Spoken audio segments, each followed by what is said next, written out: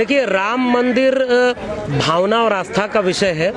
राम मंदिर से शिक्षा और रोजगार नहीं मिलने वाला, ये सब लोग जानते हैं। हम तो इस बात के लिए चिंतित हैं कि आज़ाद भारत की बुनियाद जिस संविधान के आधार पर रखी गई, उसमें मंदिर बनाना राज्य और सत्ता की जिम्मेदारी नहीं थी। उसकी जिम्मेदारी थी विश्वविद्यालय बनाना, उसकी जिम्मेदारी थी नौकरी और रोजगार के अवसर मुहैया कराना, किसान मजदूर को 2 वक्त की रोटी की बात करना। धार्मिक लोगों का काम है मंदिर बनाना, वो धर्म के ठेकेदार जो हैं उनके जिम्मे छोड़िए। आपको जनता ने चुना है तो मंदिर बनाने के लिए नहीं चुना है, आपको मस्जिद बनाने के लिए नहीं चुना है, मॉब लिंचिंग के लिए नहीं चुना है, आपको ये सारे काम करने के लिए नहीं चुना है। आप वह काम तो कर नहीं पा रहे, इसीलिए आप जनता को मूर्ख बनाए रखना चाहते हैं। और दूसरी बात, जब विश्वविद्यालय नहीं रहेंगे, शिक्षा सबको नहीं मिलेगी, तो ऐसे ही मूर्खों की जमात तो पैदा होगी जो मंदिर में जाके कीर्तन करेगी, जो उनको शिक्षा और रोजगार नहीं मिला है तो भी राम का नाम जपेगी। जो 1500 जो फैक्ट्री में मजदूरी करेगी लेकिन कहेगी कि 1500 रुपये मैंने लड्डू बांट दिए। देखिए, अगर नई पीढ़ी के जो शिक्षित लोग हैं वो इस बात को समझ रहे हैं, आम आवाम तो अभी भी सांस्कृतिक तौर पर, आर्थिक तौर पर, सामाजिक तौर पर बहुत पिछड़ी हुई है, तो वो भटकी हुई है। विश्वविद्यालयों में पढ़ने वाली पीढ़ियां इस तरह के छलावे के खिलाफ खड़ी होती, सवाल करती। अगर यह सवाल पूछा जाता तो इनका एजेंडा डाइल्यूट होता।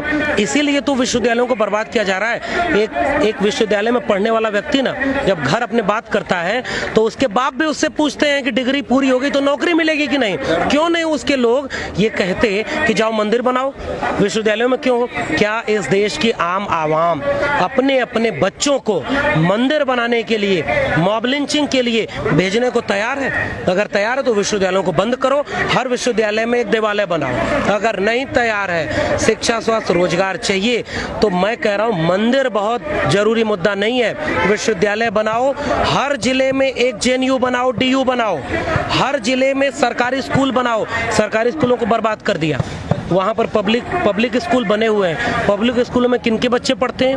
वैसे विश्वविद्यालयों को बर्बाद कर देंगे तो आप जाके देखिए, एमआईटी यूनिवर्सिटी, गलगोटिया यूनिवर्सिटी और ये तमाम तरह के, अशोका यूनिवर्सिटी, शारदा यूनिवर्सिटी, इनमें कौन लोग पढ़ रहे हैं? यही डिग्रियाँ लाखों मिल रही है। तो जो मनुस्मृति का समाज था ना कि पढ़ेगा कौन, ये तय है। अपर कास्ट, अपर क्लास, पुरुष जो नहीं पढ़ेगा, संविधान की वजह से वो सब पढ़ने लगे थे, सवाल पूछने लगे थे।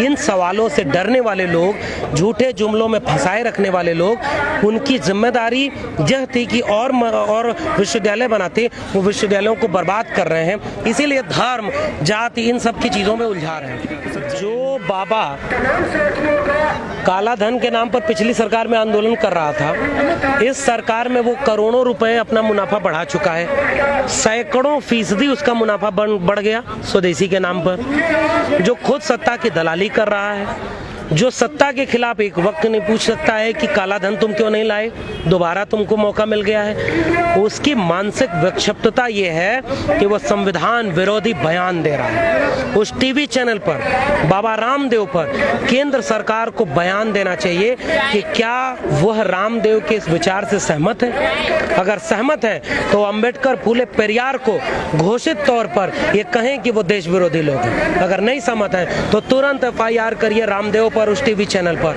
क्योंकि आपका संविधान ही जिसने बनाया वो बाबा साहब अंबेडकर, उनके नेतृत्व में बना। फूले, पेरियार जिन्होंने ब्राह्मणवादी, मनुवादी सत्ता के चुनौती को ललकार करके ध्वस्त किया और समतावादी समाज बनाया। ज्योतिबा फूले, सावित्रीबाई फूले, फातिमा शेख को, और बामसेप में कहाँ लिखा है कि जो अपर कास्ट है, जिन्होंने हमारा शोषण किया, उनको देश से निकालो? चाहे बामसेप हो, पेरियार हो, फूले हो, अंबेडकर हो, मंडल हो, कांशीराम हो, इन्होंने क्या सवाल किया? जिसकी जितनी संख्या भारी, उसकी उतनी हिस्सेदारी। इस देश के संसाधनों पर, इस देश में शिक्षा में, रोजगार में, स्वास्थ्य में दलित, पिछड़े, आदिवासी, अल्पसंख्यक और महिलाओं की हिस्सेदारी है कि नहीं है? क्या यह भारत विरोधी बयान है? क्या यह आतंकवाद है? अगर यह आतंकवाद है तो हमें मंजूर है आतंकवादी होना।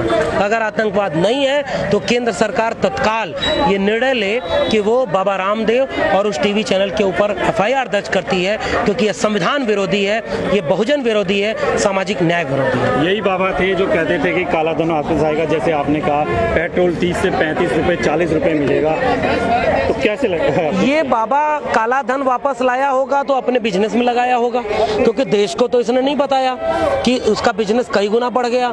ये बाबा अगर पेट्रोल सस्ता पा रहा होगा तो हो सकता है खुद की गाड़ियों के लिए पा रहा होगा।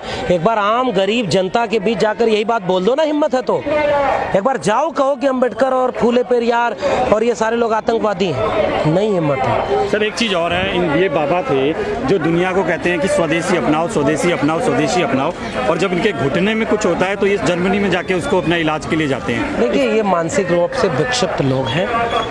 ऐसे ही विक्षिप्त लोगों की प्रतिशत और बढ़े, ऐसे ही संविधान विरोधी सांप्रदायिक लोगों का प्रतिशत और बढ़े। इसके लिए जरूरी है कि विश्वविद्यालय बर्बाद हो जाए, शिक्षा बर्बाद हो जाए, सामाजिक न्याय बर्बाद हो जाए, बेरोजगारी चरम पर रहे, ताकि मूर्खों की एक जमात पैदा हो जो इस तरह की मूर्खता को और आगे बढ़ाए। हम उस मूर्खता में शामिल नहीं हैं, हम इन सारे लोगों का विरोध करते हैं। सर आखिरी सवाल है, बहुजन समाज से जुड़ी हर खबर को देखने के लिए बहुजन टीवी को लाइक कीजिए, सब्सक्राइब